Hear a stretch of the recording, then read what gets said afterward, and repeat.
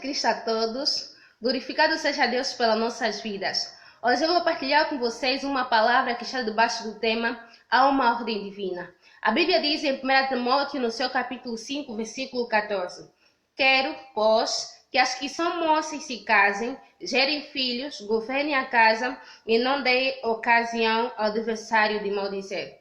Todos nós somos seres humanos, somos falhos. Alguns de nós tivemos a graça de conhecer a Jesus e aceitámo-lo logo na fase da adolescência e juventude. E temos como a graça percorrer o caminho dele e viver como Deus manda. Mas alguns, infelizmente, conheceram a Cristo tardiamente ou até mesmo já conhecendo, cometeram alguns erros.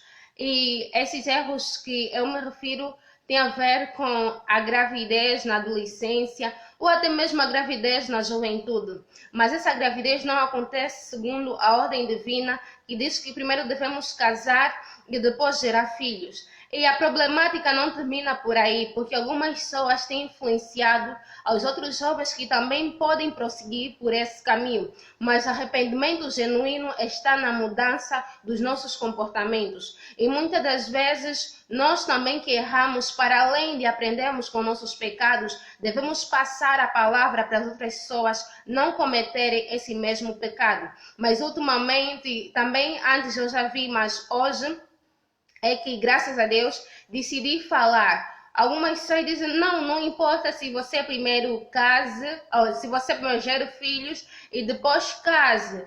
E o mais importante é que tu faça feliz, o mais importante é que depois você vai casar. Não e não mesmo.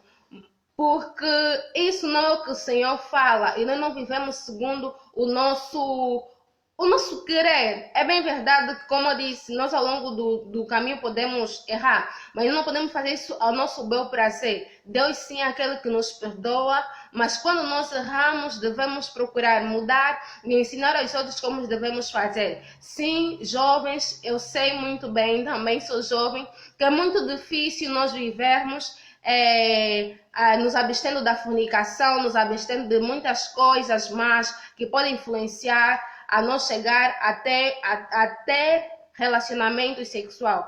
Mas existe um Deus que nos ajuda, existe a palavra que nos conduz, existe o Espírito Santo para mortificar a nossa carne e é ali que nós devemos procurar sustento.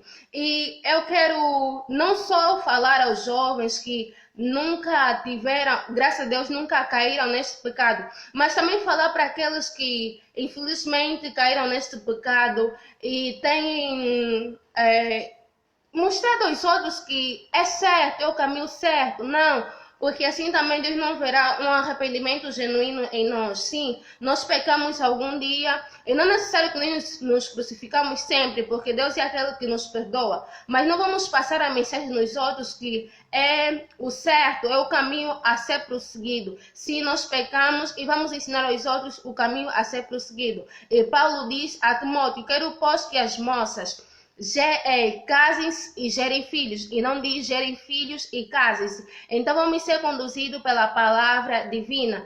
E se por acaso for ao contrário, Deus é aquele que nos perdoa.